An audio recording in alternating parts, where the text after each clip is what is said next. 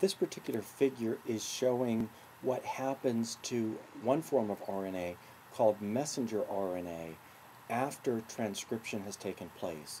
Messenger RNA, before it leaves the nucleus of the eukaryotic cell and goes into the cytoplasm, undergoes a process of post-transcriptional modification or post-transcriptional processing. And during that processing, there are three major events that happen. I'd like to talk about two of them first, and then we'll come back and pick up the third. The first thing that happens as part of this modification is on the 5' end, the addition of a special G nucleotide, which is called the 5' cap. On the 3' end, we have the addition of what's called the poly A tail, which is hundreds of adenine nucleotides hooked onto the end of the RNA. Now, it's thought that these two sort of bookend modifications help to protect the messenger RNA from degradation by enzymes in the cell. Because you think about it, you don't want the messenger RNA hanging around indefinitely to be translated. You want it produced when the particular product is needed. So the 5' cap and the 3' poly A tail provide a source of temporary stability for the molecule before it finally is broken down by enzymes inside of the cell. Now, the next term you see, or terms you see mentioned, are exons and introns. Intron stands for intervening sequence. Again, intron stands for intervening sequence, which means to come between. So you can think of production of messenger RNA as a rough draft of an English paper. In other words, you write your English paper, at least your teacher hopes you write it this way. You sit down and you do a first draft, and then after a couple of days you come back and you edit that draft. And you may find regions of the paper that aren't really necessary for the final product.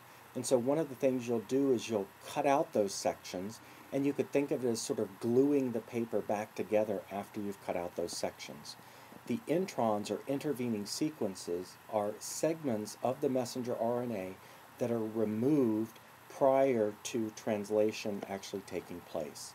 So you can see in this particular example we have 1, 2, 3, 4, 5 introns, and those 5 introns are removed in order to produce the mature messenger RNA. Now, a question you might have is, why transcribe if we're going to cut them out anyway? And that's a really good question, because the idea seems like one of inefficiency. Why are we doing something only subsequently to remove it? And the answer is, it's thought that the introns provide a source of potential genetic variation. In other words, if there was a mutation that prevented this intron from being recognized as such, then it wouldn't be removed, and that would provide a different code for a different protein to be produced.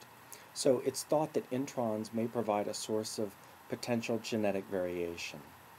Now, the exons will be put back together again to produce the final or the mature messenger RNA that will be translated. And one of the things that puzzled scientists was there's 20 to 25,000 genes, but there are a lot more proteins that are made than that. So the question became, how can we have so many more proteins if we have a limited number of genes? And the answer is explained in the second portion of this figure, which is called alternative splicing.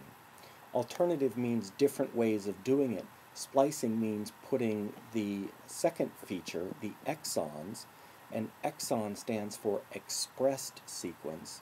In other words, there are different ways that the exons can be put together to subsequently produce different types of proteins. So at this bottom portion of the figure, they show you exons 1, 2, 4, and 5 being ligated together, and that would produce one form of the protein. On the other side, we see 2, 3, 4, and 6 put together, which could give me a different form of the protein. So alternative splicing is a way of generating different proteins from the same particular gene unit that was ultimately transcribed.